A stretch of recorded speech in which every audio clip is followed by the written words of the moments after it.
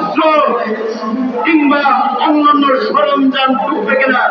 সংস্কারের নামে আপনার গাড়ির ভাড়া বন্ধ করার চেষ্টা করেছেন, অনেকদিন বন্ধ করার চেষ্টা করেছেন। রাষ্ট্রের সব থেকে মূল সমস্যা যেটা, সেই সমস্যাই আপনারা পরিবর্তন করতে পারেন নাই। আমাদের কি সমস্যা? আমরা কারো প্রতিদ্বন্দ্বী হতে চাই না, কথা ক্লিয়ার। চট্টগ্রাম বন্দর দিয়ে দিচ্ছেন বিদেশিদেরকে। আমার দেশে কি কোনো যোগ্য প্রতিষ্ঠান নেই?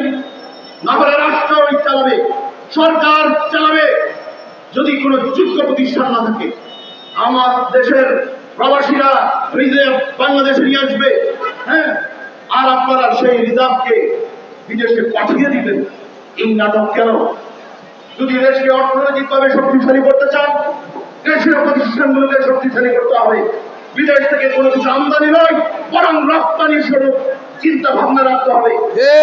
বিগত 9 মাসে আপনারা কি এমন সংস্কার করেছেন? কোন সংস্কার আমরা দেখতে পাইনি। সংস্কারের নামে আপনার গাড়ির ভাড়া বন্ধ করার চেষ্টা করেছেন, অনেকদিন বন্ধ করার চেষ্টা করেছেন। রাষ্ট্রের সব থেকে মূল সমস্যা যেটা, সেই সমস্যাই আপনারা পরিবর্তন করতে পারেন নাই।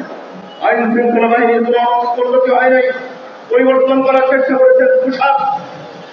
দেশের অর্থনীতির কোনো পরিবর্তন হয় নাই, পরিবর্তন করার চেষ্টা করেছেন মালিকানা। এগুলো দিয়ে রাষ্ট্র পরিচালনা হয় না। কথা শেষ, একদম পরিষ্কার কথা। আমার দেশে কোনো সিদ্ধান্ত নিতে হলে রাষ্ট্রের প্রত্যেকটা স্টেক হোল্ডারদেরকে একত্রিত করে যে সিদ্ধান্ত আসবে, সেই সিদ্ধান্ত আমরা মেনে নিতে চাই। কিন্তু আপনার একক কোনো সিদ্ধান্তে পরিবার হবে না, কোনো বন্ধন হবে না। কথা পরিষ্কার, দাবি আমাদের মেনেই নিতে হবে, না হলে আমরা কঠোর থেকে কঠোর আন্দোলনের প্রস্তুতি গ্রহণ করব। সরকার যখন বিপদে পড়েন, তখন প্রয়োজন হয় সর্বদলীয় ঐক্য। আবার যখন কাউকে খুশি করতে হয়, তখন কোন সর্বদলীয় ঐক্যের প্রয়োজন হয় না কেন? হিউম্যান করিডোর দেবেন ইউএনকে, কারো কোনো সম্মতির প্রয়োজন হলো না। উনি ঘোষণা দিয়ে দিলেন হিউম্যান করিডোর দেন। আমরা জানতে চাই, এই হিউম্যান করিডোরের আড়ালে এখানে কি দুধের প্যাকেট আর বিস্কিটের প্যাকেটের ভিতরে গোলাবারুদ, অস্ত্র কিংবা অন্যান্য সরঞ্জাম ঢুকবে কিনা, সেটা স্পষ্ট করা উচিত ছিল।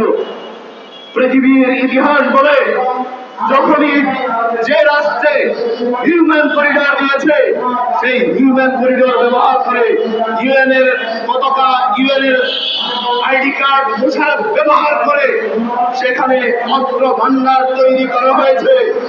আমরা জানতে চাই, এভাবে আমাদেরকে নিয়ে নাটক করার কোনো প্রয়োজন নাই। আপনারা সর্বদলীয় ঐক্যের জন্য ভারতের সিপাহী যখন করেছিলেন, আমাদেরকে ডেকেছেন। হিউম্যান করিডোর দেওয়ার ব্যাপারে প্রত্যেকটা রাজনৈতিক দল, সামাজিক সংগঠন, রাষ্ট্রের স্টেক হোল্ডারগুলো একসাথে সিদ্ধান্ত নেবে হিউম্যান করিডোর দিবে কি না। হিউম্যান করিডোরের বাংলাদেশের লাভ কি? অথচ বাংলাদেশ ক্ষতিগ্রস্ত হওয়ার একটি পাইকার। আপনারা জানেন, পৃথিবীর ইতিহাসে যখন এই যে রাষ্ট্রে হিউম্যান করিডোর দিয়েছে, শত্রুপক্ষ সেখানে আক্রমণ করেছে।